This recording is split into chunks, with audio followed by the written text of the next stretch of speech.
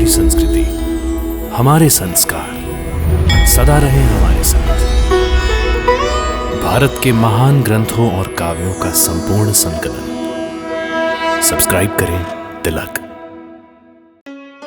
प्रार्थना की खुशबू, cycle pure अगरबत्ती।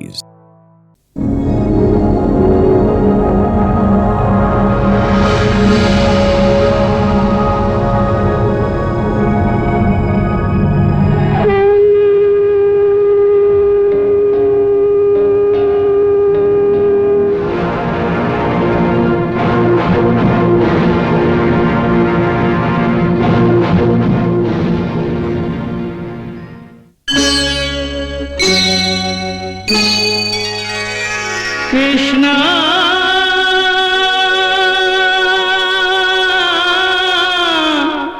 कृष्णा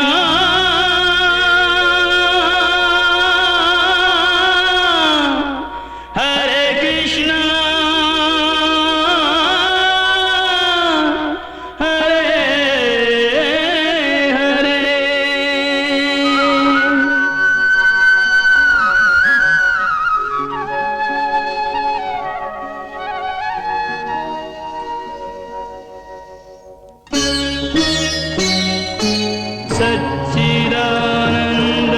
सच्चिदानन्दरूपाय विश्वोत्पत्त्यादिहेतवे तापत्रयविनाशाय श्रीकृष्णाय वयं नमः।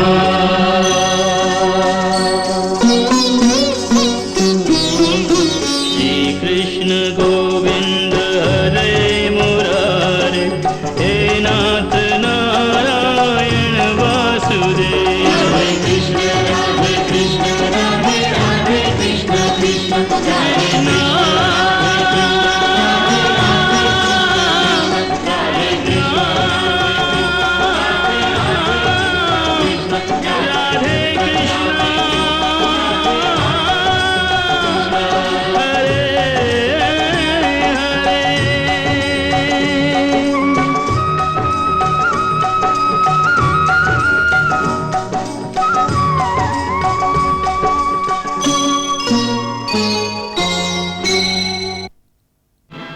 उत्कर्ष, मेरे मित्र, तुम ठीक समय पर आ गए।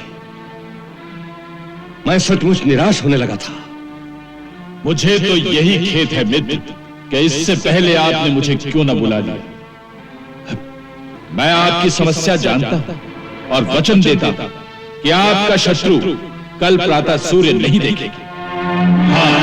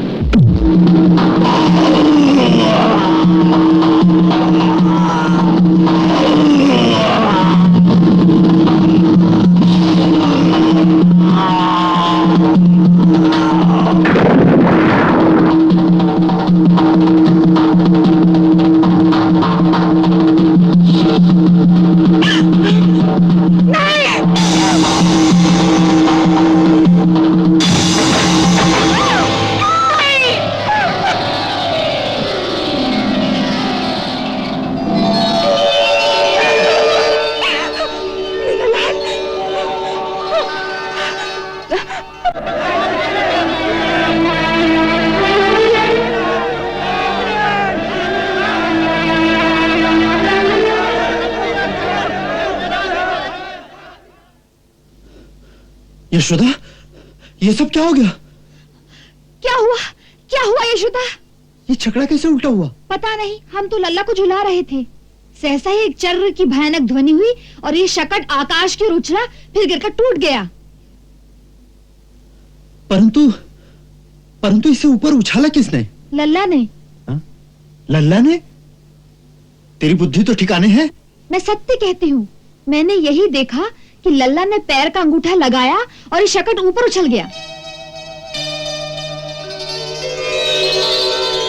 परंतु बालक, अपने अंगूठे से इतना बड़ा शकट कैसे उलट सकता है? तेरी मति तो नहीं मारी गई है? नंद बाबा, पुत्र के हाथों से दान दक्षिणा दीजिए। एक बड़ा ग्रह आने वाला था, वो प्रभु की कृपा से टल गया। बस इसे किसी की कुदृष्टि लग गई है। तुम ठीक कहते हो। इन 2 महीनों में कितनी बार इसके प्राण बचे। हम कल ही गुरुदेव शांडिल्य के पास जाएंगे और उनसे पूछेंगे कि इसकी जन्म कुंडली में ऐसा कौन सा ग्रह है जिसके कारण बार बार इसके प्राण संकट में पड़ जाते हैं।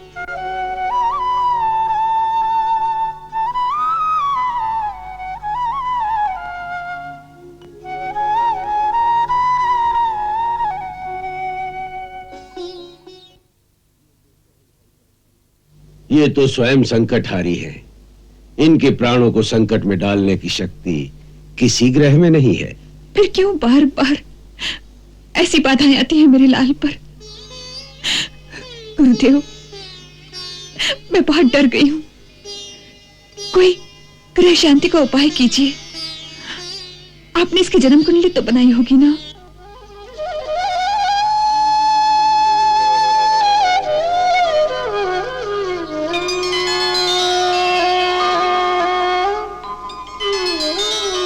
देवी यशोदा, जो जन्म लेता है उसकी जन्म कुंडली बनाई जा सकती है, परंतु ये तो अजन्मा है। ये वो है जिनकी जन्म कुंडली का ज्ञान विधाता को भी नहीं। माता, तू इनकी विशालता को, इनकी शक्ति को नहीं पहचानती। ये वो है जो हम सब की आत्मा में प्रकाशमान है, जो धरती के कण कण में प्रतिबिंबित है। गुरुदेव, ऐसी बातें मैं पहले भी बहुत सुन चुकी हूं कि स्वयं भगवान जी हम सबकी आत्मा में विराजमान है। हर मनुष्य भगवान का ही रूप है। मैं भी भगवान हूं, आप भी भगवान हैं, और मेरा लल्ला भी भगवान है। परंतु ऐसे ज्ञान ध्यान की बातें संत महात्मा की समझ में आ सकती हैं, लेकिन एक माता के हृदय की चिंता इन बातों से शांत नहीं हो सकती। आप हमारे कुलगुरु हैं, हमें केवल आपका ही सहारा है। आप ही हमारी सुरक्षा कर सकते हैं। मुझे विश्वास है कि किसी भूत प्रेत की छाया हमारे घर पर पड़ी है, जिससे ये सब उत्पात हो रहे हैं। एक दुखियारी माता की प्रार्थना स्वीकार कीजिए और मेरे लाल की सुरक्षा के लिए इसकी पूजा करा दीजिए।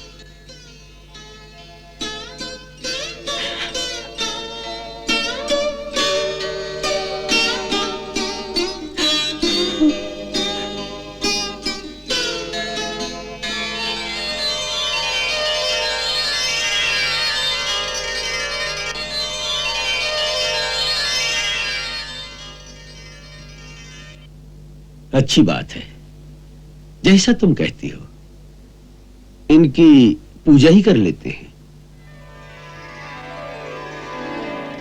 हमारे अहोभाग्य।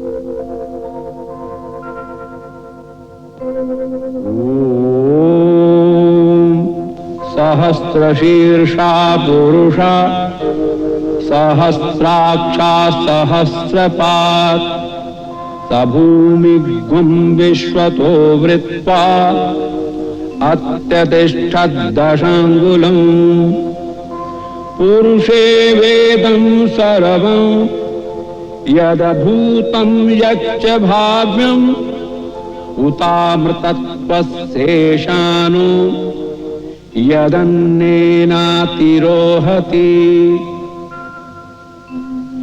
एतावानस्य महिमातो जायांश्च पूरुषाः पादोस्य विश्वभूतानि त्रिपादस्य अमृतं दिवि त्रिपादूर्ध उदय पुरुषाः पादोस्येहा भवत् पुनः तस्माद्विराड जायत विराजो अधिपुरुषः।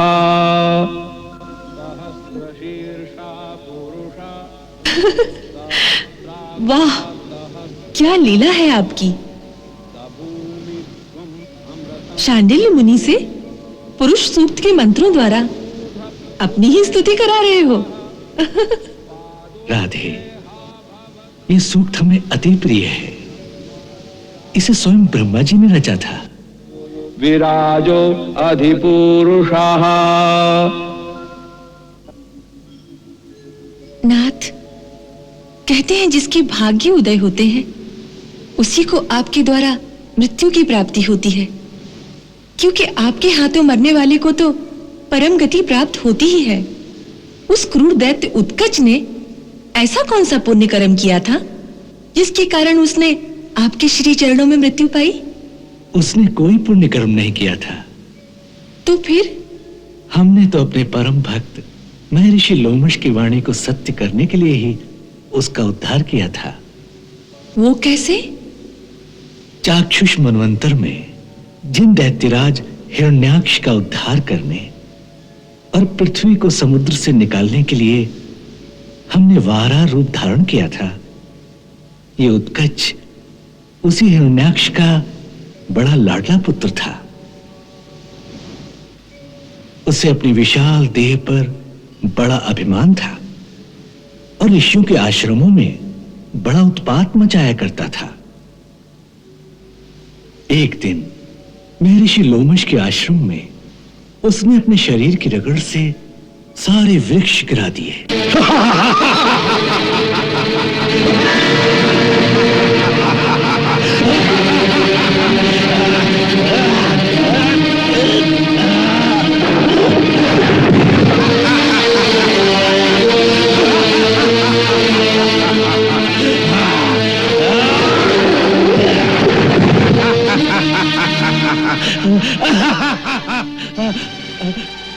ऋषि को उन निर्दोष वृक्षों के नाश पर बहुत क्रोध आया और उन्होंने इसे श्राप दिया। हे दुर्मति, तुझे अपनी देह पर बहुत गर्व हो गया है। जा, देह रहित हो जा। विदेह भव दुर्मते।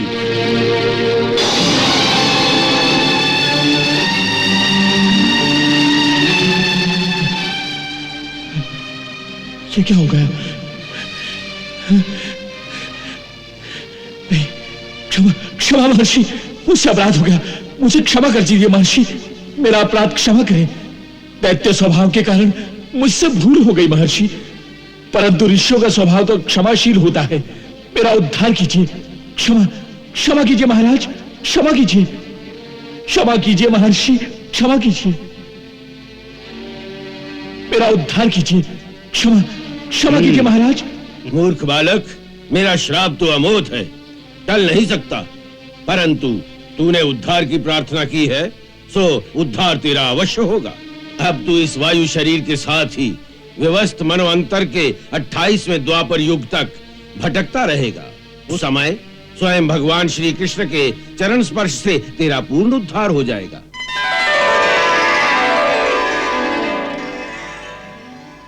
राधे, हमारी अपनी आन रहे न रहे, परंतु एक भक्त का वचन हम कभी झूठा नहीं कर सकते। सो एक भक्त का दिया हुआ वचन तो हमें पूरा करना ही था। प्रभु, आपकी लीला आप ही जाने।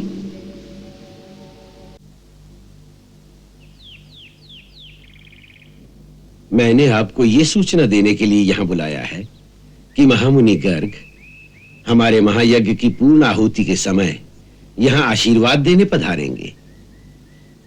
हमारी इच्छा है कि उस समय वे देवी रोहिणी के पुत्र का नामकरण संस्कार भी कर दे तो अच्छा होगा। वो यादवों के कुलगुरु हैं, इसलिए ये शुभ कार्य उन्हीं के हाथों संपन्न हो जाए तो अति उत्तम होगा। बहुत ही सुंदर योजना है गुरुदेव। इससे रोहिणी भाभी बहुत प्रसन्न होंगी। हमारे मन में एक और संकल्प भी आ रहा है। क्या गुरुदेव? आप तो जानते हैं कि इस धरती पर महामुनि गर्ग से बड़ा कोई ऋषि नहीं। वो स्वयं भगवान शंकर के शिष्य और ब्रह्मवेताओं में सर्वश्रेष्ठ है। भूत और भविष्य का ज्ञान देने वाले ज्योतिष शास्त्र की रचना भी उन्होंने ही की है।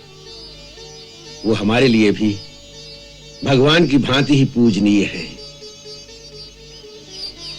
हम समझते हैं कि इस संयोग का लाभ उठाकर यदि आपके बालक का नामकरण संस्कार भी ऐसी दिव्य विभूति के हाथों संपन्न हो जाए तो बड़ा ही शुभ होगा। गुरुदेव, हम तो आपके ही आश्रित हैं, इसलिए जो कुछ भी आप हमारे लिए सोचेंगे उसमें हमारा कल्याण ही निहित होगा। यदि आपकी ऐसी आज्ञा है तो इसके लिए मैं स्वयं उनसे प्रार्थना करूंगा।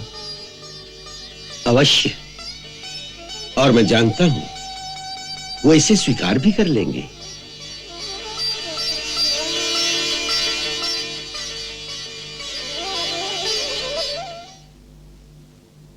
यशोदा, यशोदा, भाभी,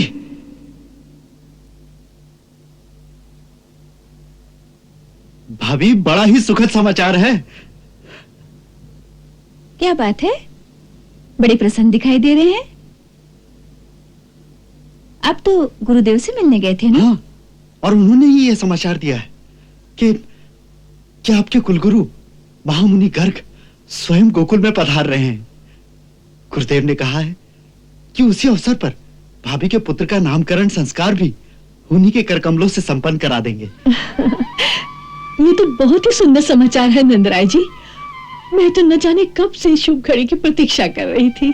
और यशोदा, गुरुदेव ने एक और सुंदर योजना बनाई है। हमारे लल्ला का नामकरण भी? हाँ, गुरुदेव की इच्छा है कि हमारे लल्ला का नामकरण संस्कार भी महामुनि गर्ग के द्वारा ही हो।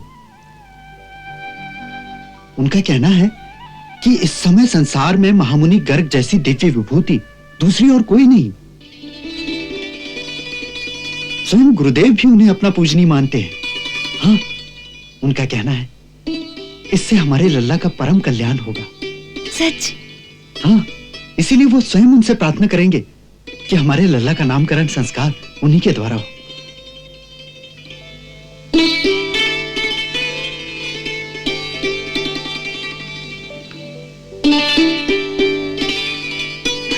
अरे लल्ला, तू कितना भाग्यवान है रे। अपनी दाऊ के साथ तेरा भी संस्कार यादव कुल के राजगुरु के हाथों से होगा। नंदराय जी, इस अवसर पर उत्सव तो दोहरा होगा ना? नहीं भाभी, उत्सव के लिए गुरुदेव ने मना कर दिया है। क्यों? उनकी आज्ञा है कि हमें आपके बालक का यह संस्कार बड़ी गुप्त रीति से करना होगा। उनकी सूचना अनुसार कंस अभी भी पूरी तरह निश्चिंत नहीं हुआ। उसके मन में संदेह है कि देव की भाभी की 8वीं संतान कन्या नहीं हो सकती थी। अवश्य ही वसुदेव जी ने उसे छल से कहीं और भेज दिया है।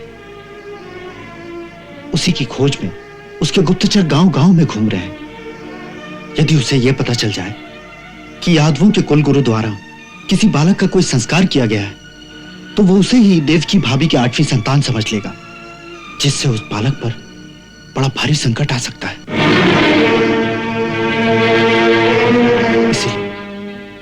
इसीलिए गुरुदेव ने ये योजना बनाई है कि आश्रम की गौशाला में दोनों बालकों का संस्कार गुप्त रीति से करा दिया जाए।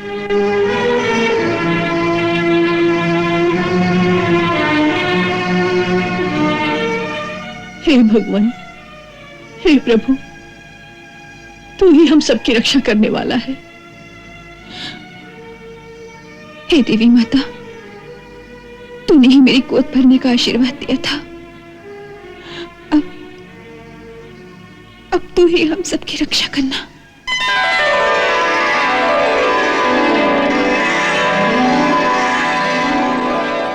कुमार वसुदेव, जैसा मैंने आपको बताया था, मैंने महर्षि शांडिल्य को संदेशा भेज दिया है।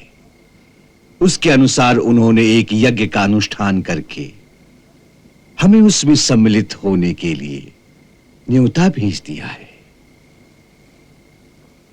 इस प्रकार हमारे गोकुल जाने से कंस को किसी प्रकार का संदेह नहीं होगा और हम आपकी इच्छा अनुसार शास्त्र मर्यादा के अनुरूप ही आपके बालक का नामकरण संस्कार संपन्न कर देंगे। गुरुदेव, ये सब आपकी परम अनुकंपा ही है।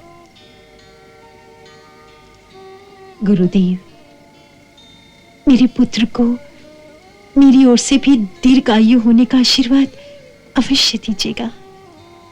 देवी, मनुष्य के लिए दीर्घायु होना ही पर्याप्त नहीं, उसको तो ऐसा आशीर्वाद दो कि उसका जन्म जिस उद्देश्य से हुआ है उसमें वो सफल हो।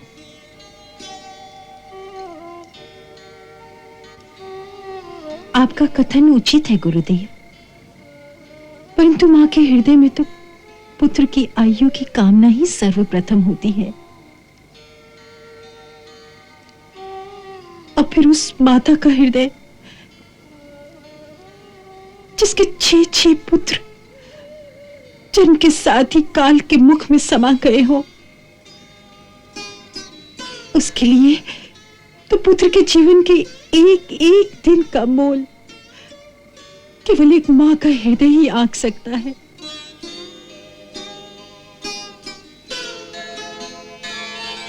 आप इसे स्त्री की हृदय की दुर्बलता भी कह सकते हैं, परंतु उस दुर्बलता के पीछे जो संतान के मोह की विवशता है, केवल एक स्त्री ही जान सकती है। पुरुष इस भावना की गहराई को नहीं समझ सकते, वो इसे दुर्बलता ही कहेंगे, परंतु ये मोह की पीड़ा ही स्त्री का जीवन है।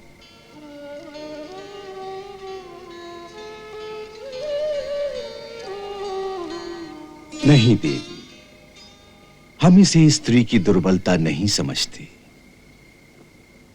ये जो एक माता के हृदय में प्रतिपल अपनी संतान के लिए एक मंगल कामना उभरती रहती है,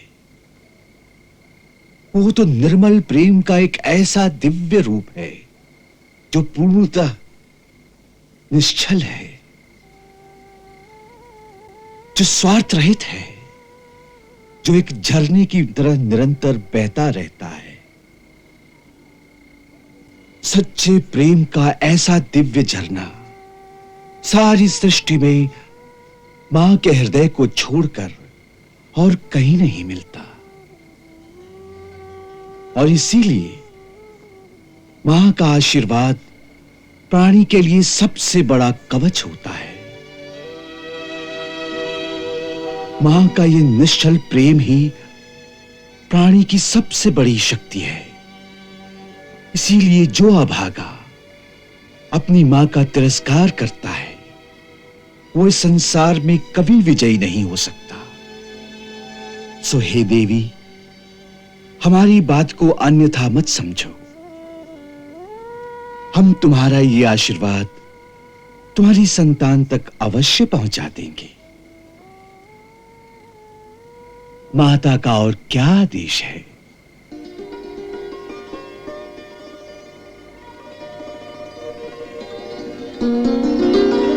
गुरुदेव, मैंने अपने लल्ला के लिए अपने हाथ से एक रेशम का छबला बनाया है। यदि रोहिणी दीदी की आज्ञा होगी तो संस्कार में उसे पहना दीजिएगा। अति उत्तम, लाओ। मुझे कुछ भान नहीं कि वो कितना बड़ा हो गया होगा।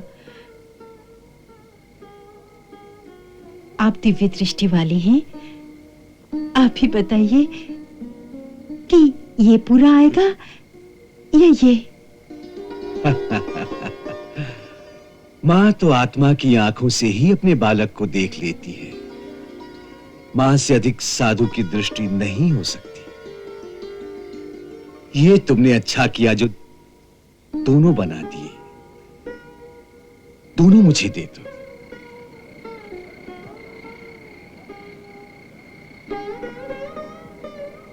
हम पहना देंगे।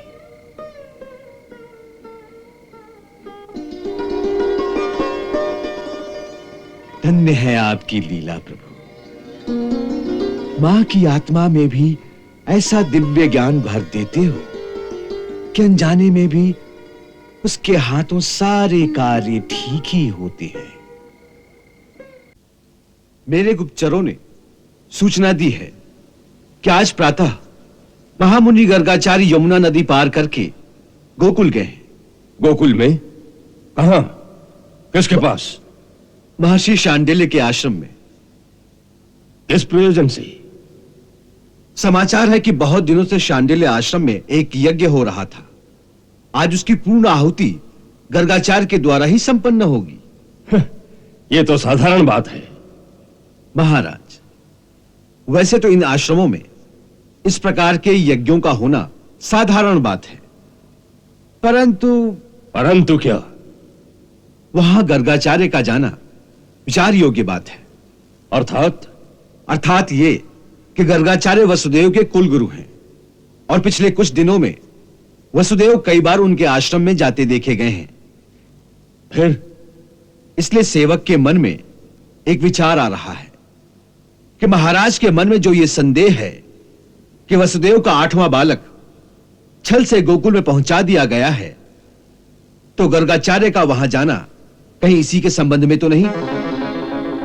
और यदि वो बालक नंदराय का है तो उसके सारे संस्कार उन ग्वालों के कुल गुरु शांडिल्य ही करेंगे।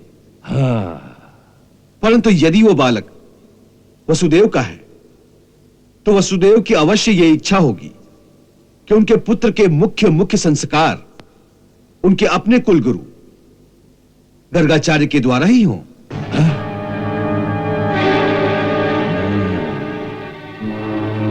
अवश्य यही बात है। महामंत्री, तुम ठीक समझे। अपने गुप्तचरों को वहां भेजो जो गोकुल में जाकर गर्ग मुनि की गतिविधियों पर पूरा ध्यान रखें। जी महाराज। हम अभी तक जो भी करते रहे केवल एक अनुमान पर ही करते रहे, क्योंकि अभी तक पूर्ण विश्वास से तो यह कहा नहीं जा सकता कि यह वही बालक है। मुझे आशा है कि इस बार यह संदेह भी मिट जाएगा। मैंने अपने 2 विश्वस्त गुप्तचरों को शांडिल्य मुनि के आश्रम में भेज दिए हैं। वो साधु वेश धारण करके वहां सबके बीच में ऐसे घूमते रहेंगे कि किसी को पता भी नहीं चलेगा। उत्तम, अति उत्तम।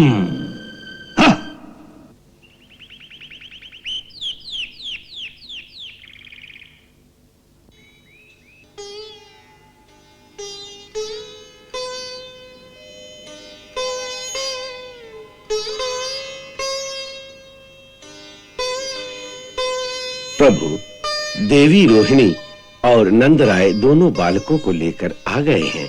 आपकी प्रतीक्षा कर रहे हैं। चलिए प्रभु।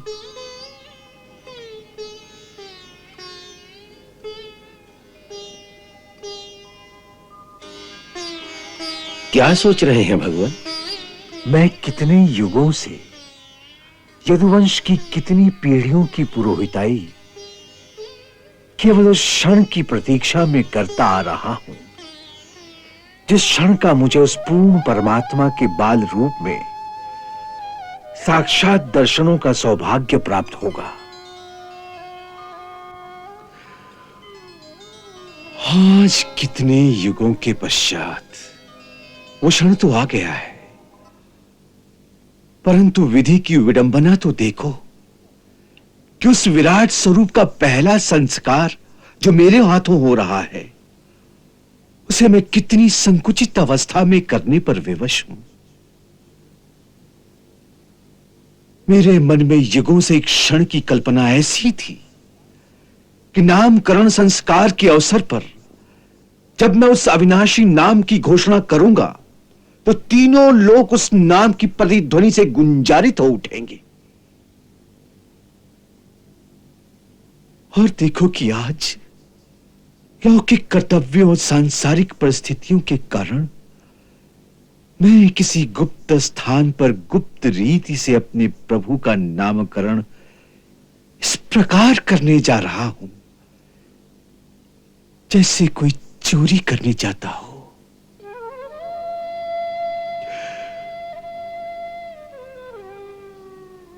हाँ। अच्छा, यही तेरी इच्छा है तो यही सही।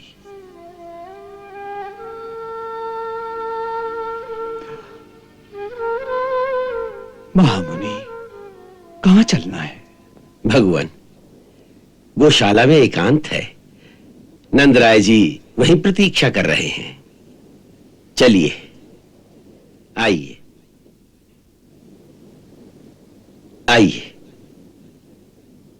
मैं अनुग्रहित हुआ। चलिए।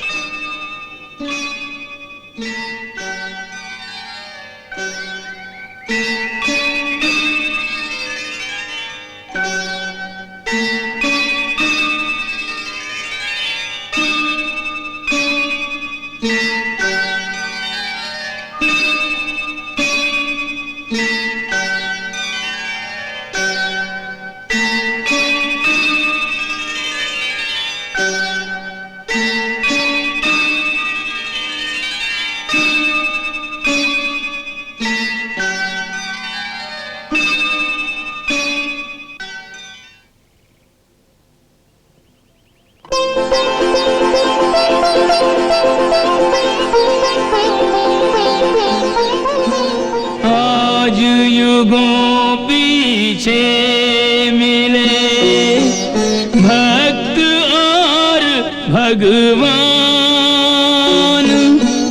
एक व्याकुल और एक के मुखड़े पर मुस्कान।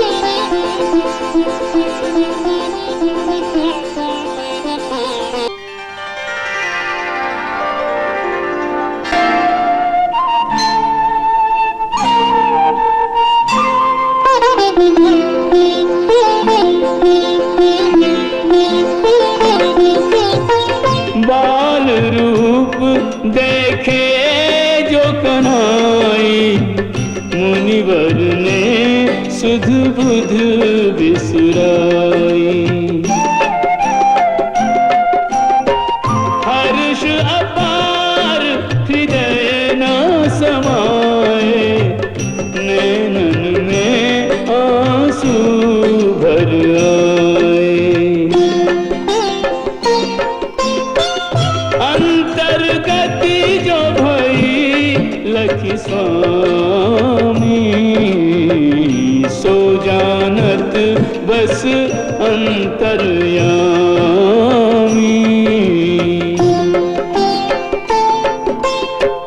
कैसे अभिनय नंदन करे मुनि कछु समझ न पाओ। देख दशा निज भक्त की प्रभु मन में मुस्कान, प्रभु मन में मुस्कान।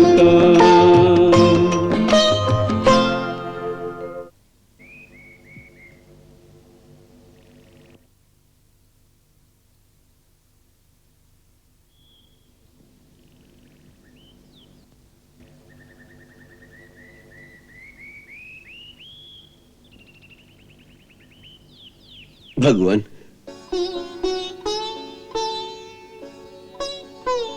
कंस के आतंक के कारण देवी रोहिणी का मथुरा जाना संकट कारक हो सकता है, इसीलिए वो इतने दिनों तक अपने पुत्र को लेकर आपकी सेवा में न पहुंच सकी।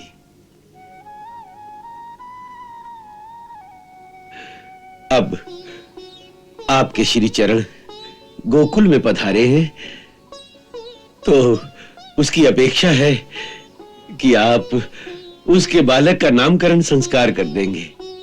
अवश्य।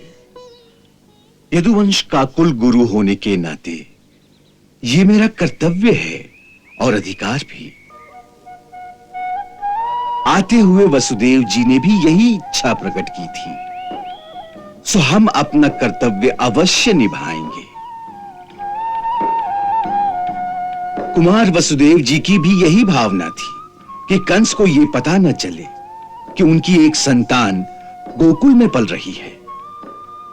इसीलिए महर्षि शांडिल्य ने गोपनीय रीति से इस गुप्त स्थान पर इसका आयोजन कर दिया है।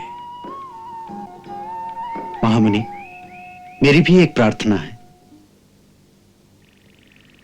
कहिए।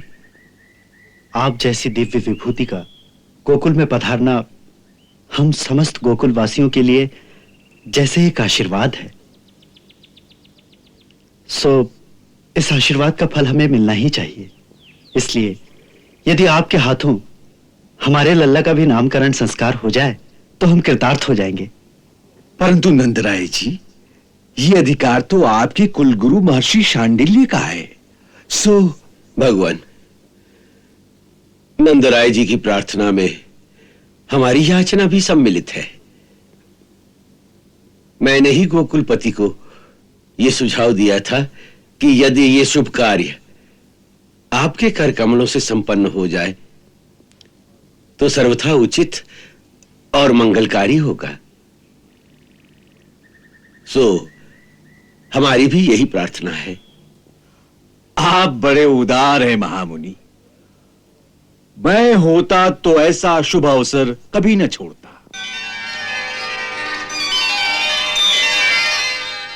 फिर भी हे ब्रजेंद्र, एक बात का विचार अवश्य कर लीजिए कि सारा विश्व जानता है कि मैं यदुकुल का आचार्य हूं। सो यदि मैं तुम्हारे बालक का संस्कार करता हूं तो यह सूचना मिलते ही कंस की यह भी धारणा हो सकती है कि कदाचित यही वसुदेव जी का 8वां पुत्र है, तो बड़ा संकट भी पैदा हो सकता है। परंतु उसे पता ही कैसे चलेगा? वैसे भी हम रोहिणी पुत्र के कारण सारा कार्य बड़ी गुप्त रीति से कर रहे हैं, और फिर इस निर्जन गौशाला में मेरे सगे संबंधी गोपजन कोई भी तो नहीं। हमारे सिवा इस रहस्य को दूसरा और कोई नहीं जान पाएगा। सो आप कृपा करके केवल स्वस्ति वाचन करके ही इन दोनों बालकों का द्विजाति संस्कार कर दें तो बड़ी कृपा होगी।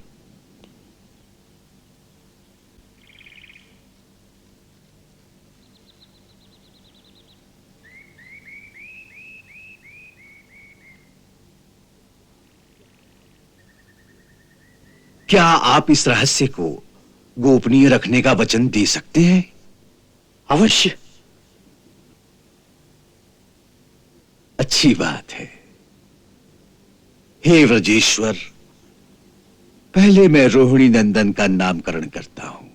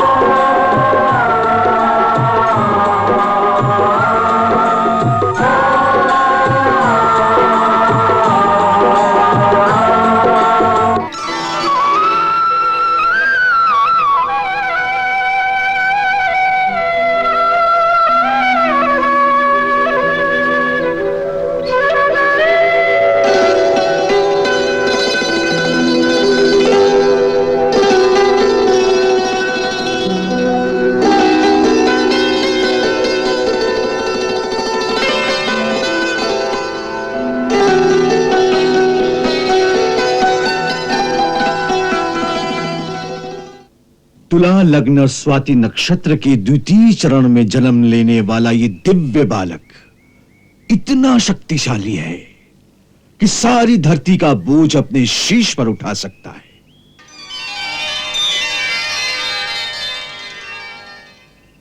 इनके अनंत गुण हैं जिनसे ये सब मित्रों और सगे संबंधियों को अत्यंत आनंदित करेगा। सो इनका नाम होगा राम। इनके बल की कोई सीमा नहीं होगी, अतः लोग इन्हें बलराम भी कहेंगे। बलराम?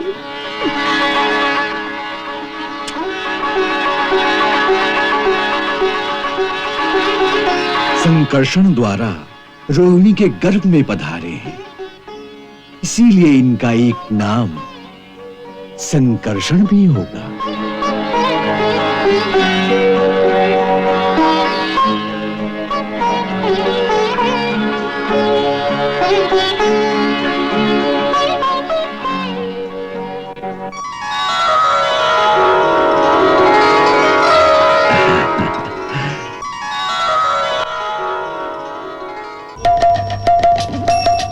हरे कृष्णा कृष्ण कृष्णा हरे हरे श्री कृष्ण चरितम गुणानुवादम तत्प्रेरणा अहं करोमि मम भावगीतं हृदयस्य प्रीतं त्वत्पद्मपादे समर्पयामि। हरे राम राम राम हरे हरे हरे कृष्णा कृष्ण कृष्ण हरे हरे।